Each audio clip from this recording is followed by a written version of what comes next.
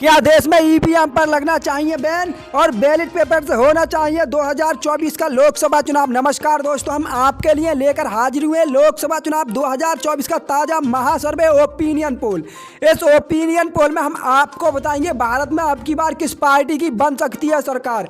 क्या बीजेपी लगातार तीसरी बार मोदी को बनाएगी देश का प्रधानमंत्री, या कांग्रेस पार्टी का महागठबंधन इंडिया अब की बार बीजेपी और मोदी का करेगी सुपड़ा साफ।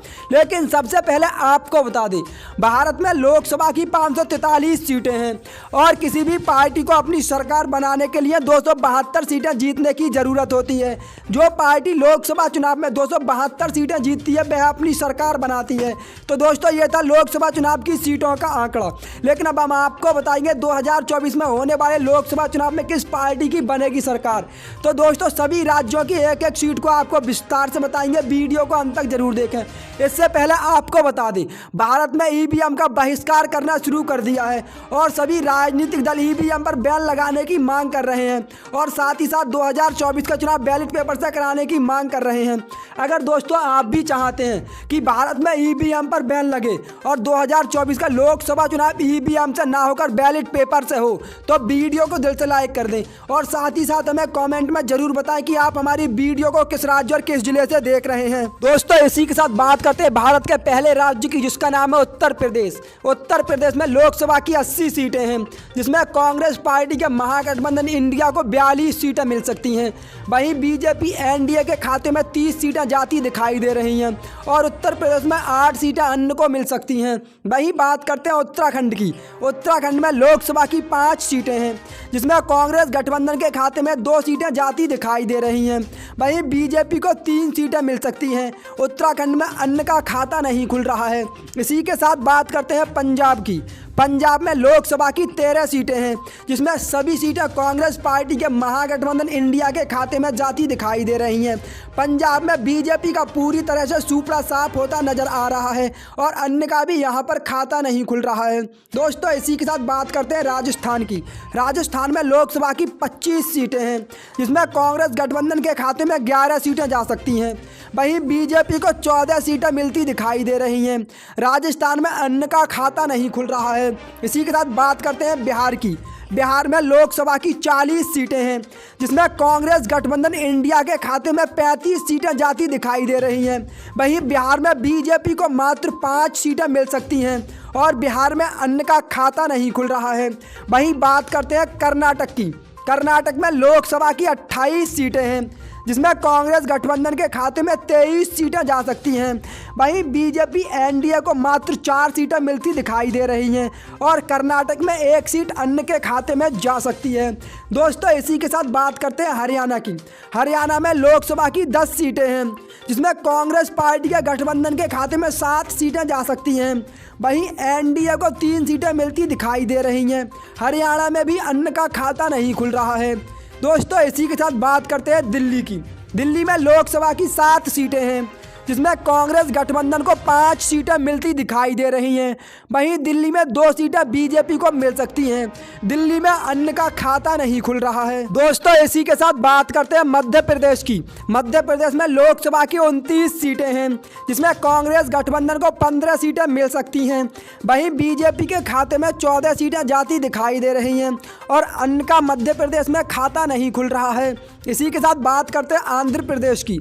आंध्र प्रदेश में लोकसभा की 25 सीटें हैं, जिसमें कांग्रेस गठबंधन को 11 सीटें मिल सकती हैं और बीजेपी का आंध्र प्रदेश में खाता नहीं खुल रहा है। वहीं 14 सीटें आंध्र प्रदेश में अन्य को जाती दिखाई दे रही हैं। इसी के साथ बात करते हैं झारखंड की। झारखंड में लोकसभा की 14 सीटें हैं, जिसमें कांग्रेस गठबंधन को 7 सीटें मिल सकती हैं। वहीं बीजेपी एनडीए को 6 सीटें मिलती दिखाई दे रही हैं और 1 सीट अन्य के खाते में जा सकती है। दोस्तों, वहीं बात करते हैं जम्मू कश्मीर की। जम्मू कश्मीर में लोकसभा की 6 सीटें हैं, जिसमें इंडिया के खाते में 4 सीटें जा सकती हैं और बीजेपी को मात्र 2 सीटें मिल सकती हैं। वहीं अन्य का यहां पर खाता नहीं खुल रहा है।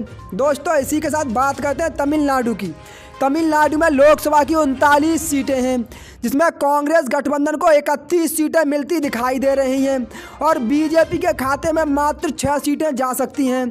वहीं 2 सीटें अन्य को मिलती दिखाई दे रही हैं। इसी के साथ बात करते हैं उड़ीसा की। उड़ीसा में लोकसभा की 21 सीटें हैं, जिसमें कांग्रेस पार्टी के गठबंधन को 10 सीटें मिलती दिखाई दे रही हैं। वहीं बीजेपी का उड़ीसा में खाता नहीं खुल रहा है और 11 सीटें अन्य के खाते में जा सकती हैं। वहीं बात करते हैं पश्चिम बंगाल की। पश्चिम बंगाल में लोकसभा की 42 सीटें हैं, जिसमें कांग्रेस गठबंधन को 37 सीटें मिल सकती हैं। वहीं बीजेपी को मात्र 5 सीटें पश्चिम बंगाल में मिलती दिखाई दे रही हैं और पश्चिम बंगाल में अन्य का खाता नहीं खुल रहा है। इसी के साथ बात करते हैं केरल की। केरल में लोकसभा की 20 सीटें हैं, जिसमें 20 ही सीटें कांग्रेस पार्टी के महागठबंधन इंडिया के खाते में जा सकती हैं और केरल में बीजेपी का खाता नहीं खुल रहा है। वहीं अन्य को भी केरल में कोई सीट नहीं मिल रही है। इसी के साथ बात करते हैं गुजरात की। गुजरात में लोकसभा की 26 सीटें हैं, जिसमें कांग्रेस गठबंधन के खाते में 10 सीटें जा सकती हैं। वहीं बीजेपी एनडीए को 16 सीटें मिलती दिखाई दे रही हैं और अन्य का गुजरात में भी खाता नहीं खुल रहा है। वहीं बात करते हैं हिमाचल प्रदेश की। हिमाचल प्रदेश में लोकसभा की 4 सीटें हैं, जिसमें कांग्रेस गठबंधन को 3 सीटें मिल सकती हैं। वहीं बीजेपी को मात्र 1 सीट मिलती दिखाई दे रही है। हिमाचल प्रदेश में अन्य का सुपड़ा साफ होता नजर आ रहा है। वहीं बात करते हैं अगले राज्य की, जिसका नाम है छत्तीसगढ़। छत्तीसगढ़ में लोकसभा की 11 सीटें हैं, जिसमें कांग्रेस गठबंधन के खाते में 6 सीटें जा सकती हैं और बीजेपी को 5 सीटें मिलती दिखाई दे रही हैं। अन्य का छत्तीसगढ़ में भी खाता नहीं खुल रहा है। इसी के साथ बात करते हैं तेलंगाना की। तेलंगाना में लोकसभा की 17 सीटें हैं, जिसमें कांग्रेस गठबंधन को 9 सीटें मिल सकती हैं। वहीं बीजेपी को 1 सीट मिलती दिखाई दे रही है। तेलंगाना में 7 सीट ओवैसी की पार्टी AIM और BRS के खाते में जाती दिखाई दे रही है। दोस्तों इसी के साथ बात करते हैं अगले राज्य की, जिसका नाम है महाराष्ट्र। महाराष्ट्र में लोकसभा की 48 सीटें हैं, जिसमें कांग्रेस गठबंधन के खाते में 31 सीटें जा सकती हैं और बीजेपी को 17 सीटें मिलती दिखाई दे रही हैं। अन्य का यहाँ पर खाता नहीं खुल रहा है। इसी के साथ बात करते हैं अरुणाचल प्रदेश की। अरुणाचल प्रदेश में लोकसभा की 2 सीटें हैं, जिसमें दोनों ही सीटें कांग्रेस गठबंधन को मिल सकती हैं। यहाँ पर बीजेपी और अन्य का खाता नहीं खुल रहा है। वहीं बात करते हैं लक्षद्वीप की। लक्षद्वीप में लोकसभा की 1 सीट है, जो कि बीजेपी के खाते में जाती दिखाई दे रही है। यहाँ पर कांग्रेस और अन्य का खाता नहीं खुल रहा है। इसी के साथ बात करते हैं मणिपुर की। मणिपुर में लोकसभा की 2 सीटें हैं और दोनों ही सीटें कांग्रेस गठबंधन को मिलती दिखाई दे रही हैं। यहाँ पर बीजेपी और अन्य का खाता नहीं खुल रहा है। दोस्तों मणिपुर वही राज्य है जिसमें थोड़े दिनों पहले आगजनी शुरू हुई थी और अभी तक शांत नहीं हुई है। मणिपुर की 2-3 स्त्रियों को नग्न कर घुमाया गया था, लेकिन प्रधानमंत्री नरेंद्र मोदी ने मणिपुर के बारे में कुछ नहीं बोला था। वहीं बात करते हैं अगले राज्य की, जिसका नाम है त्रिपुरा। त्रिपुरा में लोकसभा की 2 सीटें हैं, जिसमें 1 सीट कांग्रेस गठबंधन को मिल सकती है, वहीं 1 सीट बीजेपी को मिलती दिखाई दे रही है। यहाँ पर अन्य का खाता नहीं खुल रहा है। इसी के साथ बात करते हैं मेघालय की। मेघालय में लोकसभा की 1 सीट है, जो कि बीजेपी के खाते में जा सकती है। यहाँ पर कांग्रेस पार्टी और अन्य का खाता नहीं खुल रहा है। इसी के साथ बात करते हैं गोवा की। गोवा में लोकसभा की 2 सीटें हैं, जिसमें दोनों ही सीटें बीजेपी एनडीए को मिलती दिखाई दे रही हैं। गोवा में कांग्रेस पार्टी का सुपड़ा साफ होता नजर आ रहा है और अन्य का भी यहां पर खाता नहीं खुल रहा है। इसी के साथ बात करते हैं नागालैंड की। नागालैंड में लोकसभा की 1 सीट है, जो कि कांग्रेस पार्टी के महागठबंधन के खाते में जाती दिखाई दे रही है। नागालैंड में बीजेपी और अन्य का खाता नहीं खुल रहा है।